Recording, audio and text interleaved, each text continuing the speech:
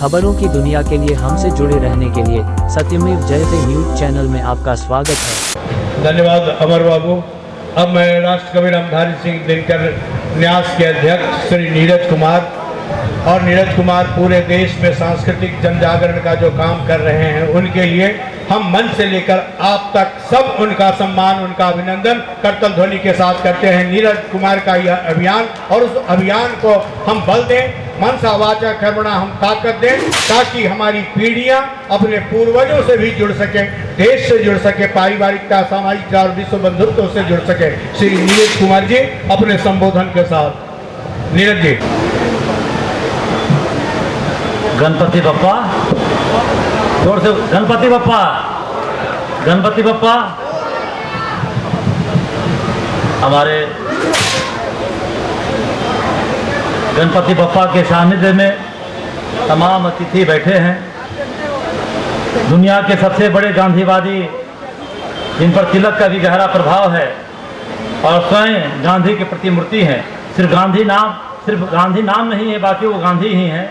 ऐसे प्रोफेसर आदरणीय रामजी बाबू, और मेरा हृदय भाव से भर गया है। जहाँ रामजी बाबू होते हैं वहाँ पर भारत का कोई सत्ता प्रतिष्ठान के लोगों की मुझे जरूरत नहीं होती। पूरे भारत के सत्ता, अगर देश के प्रधानमंत्री, राष्ट्रपति भी अगर आते हैं और अगर रामजी बाबू उपस्थित हैं तो प्रधानमंत्री तो इनका चरण छूते ही हैं। मुझे बहुत आनंद का विषय लगता है, इसलिए कि पूरा कार्यक्रम वैचारिक है। उनके साथ अति प्रसन्नता का विषय है कि न्यास से 30 साल से जुड़े हुए गुजरात के प्रेमचंद, डॉक्टर केशुभाई देसाई गुजरात से चलकर, गांधीनगर से चलकर बिहार पहुंचे हैं। इनका जोरदार स्वागत, अभिनंदन है। और यह मैं बताता हूं कि भारतीय ज्ञानपीठ प्रवर समिति, सुरेश बाबू भारतीय ज्ञानपीठ प्रवर समिति के सदस्य हैं। जिस तरह भारत के कैबिनेट के मेंबर होते हैं तो साहित्य का वो प्रधानमंत्री है भारतीय ज्ञानपीठ, उसकी प्रवर समिति के सदस्य थे डॉक्टर केशुभाई देसाई। हमारे बीच में आदरणीय भगवान साहनी साहब, जो शहर के बहुत प्रमुख व्यक्ति, विशिष्ट व्यक्ति हैं और बहुत जानकार हैं, और इस कार्यक्रम को पूरी शक्ति, पूरी भक्ति के साथ इस कार्यक्रम से जुड़े हुए हैं, लगे हुए हैं। मैं भी उनका स्वागत, अभिनंदन करता हूँ। हमारे बीच में शहर के गार्जियन, इस कार्यक्रम के संयोजक तो हमारे संजय पंकज जी हैं, लेकिन महासंयोजक बिहार सरकार के पूर्व मंत्री श्री सुरेश शर्मा जी, उनका स्वागत है। हमारे गार्जियन हैं, उनका अभिनंदन है, उनका तहे दिल से नमन है। हमारे बीच में बैठी प्रोफेसर ममता शर्मा जी, यहाँ की प्राचार्य बेनीपुरी कॉलेज की प्राचार्य हैं। क्योंकि मुजफ्फरपुर से साहब हम बहुत नहीं जुड़े रहे हैं, अगर कोई गलती हो जाए तो माफ़ कीजिएगा। हम तो अचानक दुर्घटनाग्रस्त आए हैं मुजफ्फरपुर, और हमारे रामजालू सिंह महाविद्यालय और इस दिन के परिसर में इतना भव्य कार्यक्रम हो रहा है, जिनके माधुर्य से, जिनके व्यवहार से, जिनके समर्पण से, जिनके लगाव से ये कार्यक्रम हो रहा है, इतना परवान चढ़ रहा है। यह कह सकते हैं पूरे भारत में पहली बार गणपति के साथ तिलक का पूजन हो रहा है। पूरे भारत में, पूरे दुनिया में साहब ये मजाक है गणपति उत्सव। देश में गणपति उत्सव तो होता है, लेकिन लोकमान्य तिलक को याद नहीं किया जाता है, जो लोकमान्य तिलक 1893 में शुरू किए थे। और आप 22 तारीख को देखेंगे, विनीत चौहान आ रहे हैं तो पूरी कहानी बताएंगे कि दिल्ली में जो घटना घटी थी। हमारे बीच में आदरणीय केदार बाबू, जो कार्यकर्ता की तरह हैं विधायक, और इस कार्यक्रम में गणपति के चरणों में अपने को न्यौछावर किए हैं। जब बुलाइए तो समय से पहले आते हैं। ऐसे विधायक के प्रति मेरे मन में अगाध प्रेम और श्रद्धा है। मैं इनका काफ़ी स्वागत, अभिनंदन और इनका वंदन करता हूँ। ललितेश्वर बाबू, जिनके 4 पुत्र, जो 4 जोग पुत्र के पिता, और शानदार वक्ता, शानदार लेखक और शानदार जानदार काम करने वाले हैं हमारे बड़े भाई आदरणीय ललितेश्वर बाबू। ऐसे लोगों का बहुत बहुत मेरा प्रणाम, मेरा अभिनंदन। हमारे बीच में हमारे मित्र क्रांतिकारी साथी श्री संतोष कुमार जी, जो 30 वर्षों से हम लोग साथ में चल रहे हैं लगातार, हर विपत्ति, हर परिस्थिति, हर काम के साथ में लेकर राष्ट्रीय कंप्यूटर साक्षरता मिशन के अध्यक्ष हैं। जो आपको याद होगा तो पूरे भारत में जो नीट को टक्कर दिए थे, नीट 1 लाख 2 लाख फीस रखता था, संतोष कुमार जी 10,000 रुपया में 10,000 मात्र फीस रख करके देश के 5 करोड़ लोगों को शिक्षित करने का काम कंप्यूटर के क्षेत्र में किए थे, पिछली पंक्ति में है। लेकिन सबसे बड़ा काम इनका है। हमारे मित्र हैं इसलिए हमारे साथ हैं। मैं ऐसे मित्र का हृदय से स्वागत करता हूं। और डॉक्टर श्री कृष्ण बाबू पर जो नए तेवर से पूरे बिहार में काम किए। खनवा में कोई खनवा जानता था नहीं, बस खनवा के बारे में जानता था कि उनका ननिहाल है, वो भी नहीं जानता था मैडम। लेकिन संतोष जी और हम दोनों मिल करके पागल की तरह जिस तरह मुजफ्फरपुर में काम किए हैं, कह सकते हैं मुजफ्फरपुर से भी ज्यादा। यहाँ तो हमारे साथ अविनाश तिरंगा जी, संजय पंकज जी आश्रम के दौरान कृपया मोबाइल बंद कर दिया जाए। आपके बारे में बोल रहे हैं, कृपया हाथ जोड़ के प्रार्थना है। मोबाइल और फोटो 2 चीज़ से मुझे दूर रहे, हाथ जोड़ के प्रार्थना है। या किसी कार्यक्रम के गरिमा के विरुद्ध है ये मोबाइल पर बात करना मंच पर और फोटो सेशन में ज़्यादा हिस्सा लेना। काम में हम लोग हिस्सा लेंगे, हम लोग ने करके दिखाया ऐसा। मैं कहना चाहता हूं कि 7 साल पहले राष्ट्रीय कवि इस क्षेत्र के बेटा, मुजफ्फरपुर बेटा संजय पंकज से बात किए थे। कहते थे काहे पागल ऐसा कर रहे हैं, हमको फंसा रहे हैं आप। मुजफ्फरपुर में ऐसा काम होगा? मुजफ्फरपुर अपने मिजाज का शहर है। कहाँ पागल में? हम पूरे देश के अंदर में 4200 कार्यक्रम पूरे हिंदुस्तान में किए हैं। देश के दफेदार चौकीदार से लेके देश का प्रधानमंत्री पधारे हैं उसमें पुणे में। अभी 1 अगस्त को पुणे में देश के प्रधानमंत्री 8 वर्ष के आग्रह के बाद पधारे। लेकिन मैडम गए, प्रधानमंत्री गए लोकमान्य तिलक के कार्यक्रम। मुझे इस बात का कहने में गौरव होता है साथियों कि क्या कारण था कि तिलक पर कोई काम नहीं हो रहा था। केशव भाई बताए हैं गर्मी के समय में हम लोग 5 मिनट 10 मिनट हाँ बिल्कुल हाँ, गर्मी के समय में हम केशव भाई तिलक के प्रतिमा को खोज रहे थे। जहाँ सरदार पटेल ने जिस प्रतिमा को उद्घाटन करवाया था महात्मा गांधी से, मैडम ये सवाल खड़ा होता है क्या कारण है कि लोकमान्य तिलक के मुजफ्फरपुर से इतना गहरा संबंध के बाद भी यहाँ के लोग क्यों सोए हुए हैं? अभी भी पूरा पंडाल खाली है। ये गौरव के साथ कहते मुझे अच्छा लग रहा है कि पूरा पंडाल खाली है।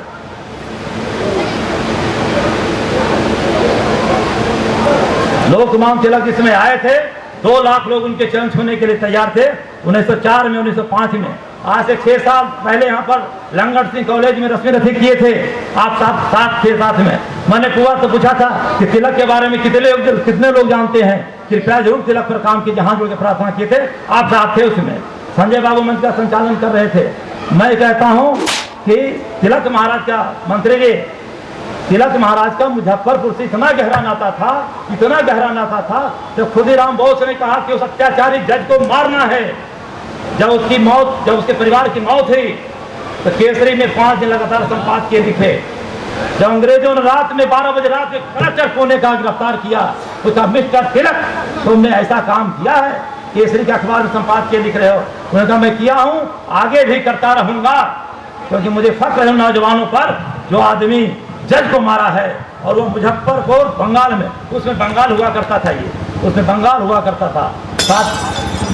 बंटवारा का चल रहा था, बंगाल विभाजन का साथियों।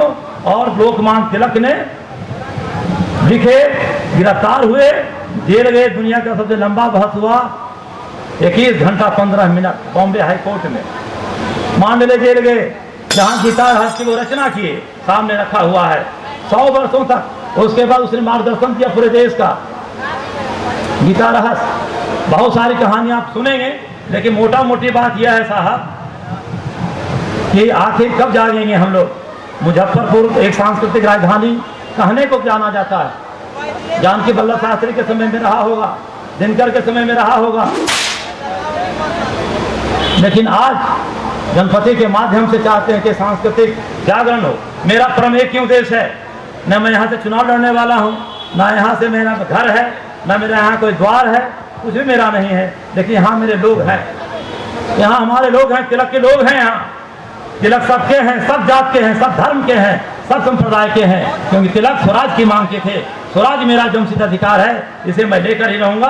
तिलक सबके हैं, इसीलिए हमारे मंच पर एक बार आग्रह है कि लोकमान्य तिलक जी के सहानुभूति में, उनके कामों के लिए हम लोग खड़े होकर के एक बार ताली बजा करके यहीं से उनको प्रार्थना करें।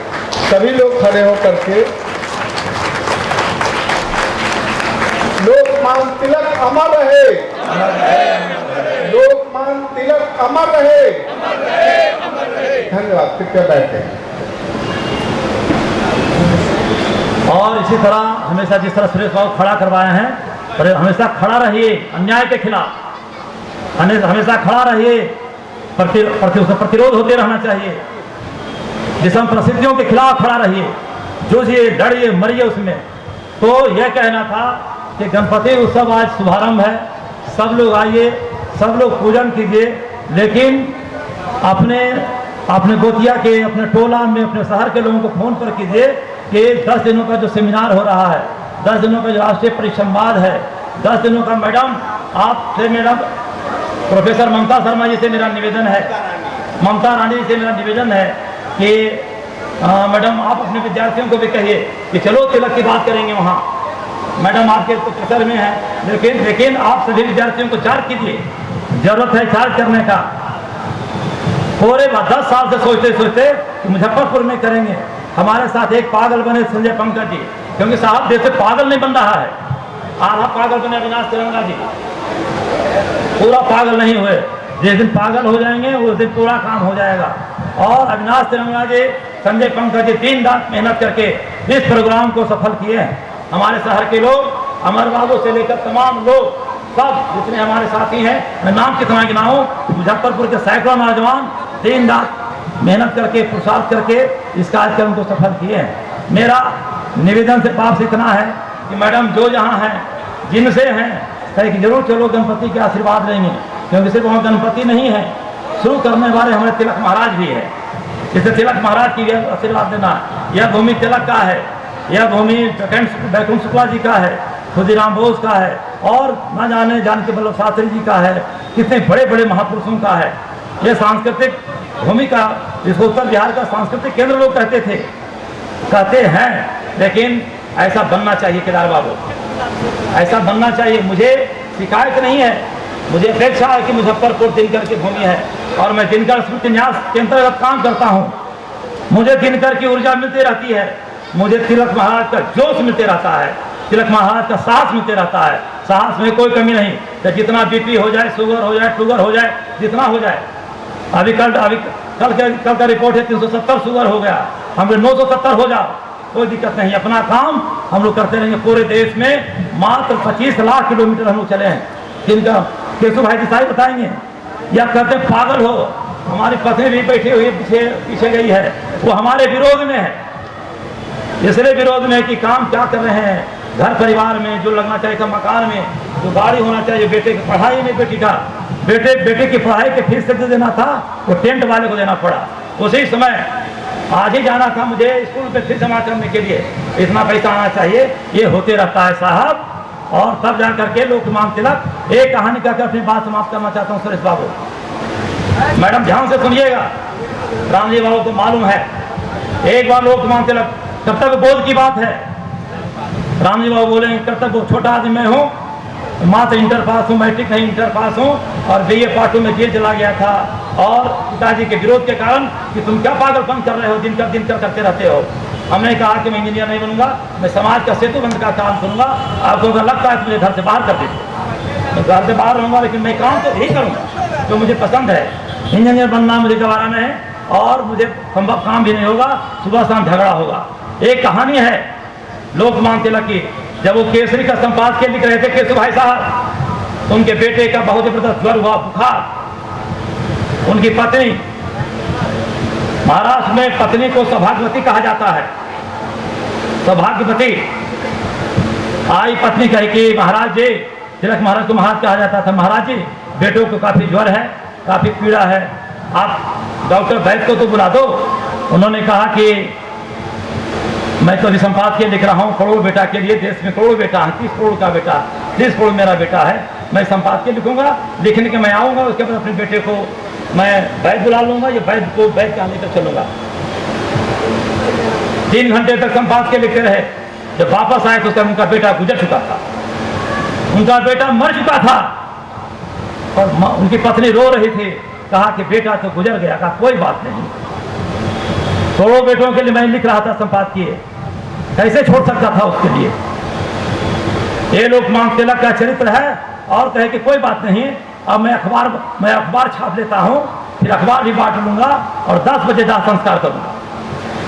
डेड बॉडी पड़ी रही। साहब, त्याग से नाम होता है। देश फकीरों का देश है। पैसा जमा करने से देश के लोग नाम नहीं लेते हैं। आपका बेटा बेटी नाम ले सकता है, आपका पोता पोती नाम ले सकता है, लेकिन देश कभी पैसे वालों का नाम नहीं लिया। ये देश फकीर वालों का नाम लिया है। यह देश फकीरों का देश है। यह देश कबीर का देश है। यह देश गांधी का देश है। यह देश तिलक का देश है। यह देश गरीबों विवेकानंद का देश है। खाने के लिए पैसा नहीं था। माँ के भोजन के लिए खेतरी नरेश से 100 रुपया आता था महीनवारी। सुरेश बाबू 100 रुपया खेतरी नरेश से देते राजा अजीत सिंह। यह देश जवाजों का है। यह देश जुनूनों वालों का है। यह देश पागलों का देश है। जो पागलपन करेगा, भगत सिंह पागल था, चंद्रशेखर आजाद पागल थे। सुबह खुदीराम बोस को क्या जरूरत पड़ा था इस जज के मारने का? क्या जोगन शुक्लों को जरूरत पड़ा था? क्या बैकन शुक्लों को जरूरत पड़ा था? देश ही पागलों का है। ये रुपये बैंक का बैलेंस जितना ऊंचा होगा, आपका कद उतना नीचा घटेगा। बैंक का कद चाहे जितना ऊंचा हो जाए, लेकिन आपका कद जितना ऊंचा बैंक का, उतना कद नीचे चला जाएगा आपका। क्या आप स्वार्थी हैं, लोभी हैं, ढोंगी हैं, आप लुटेरा हैं?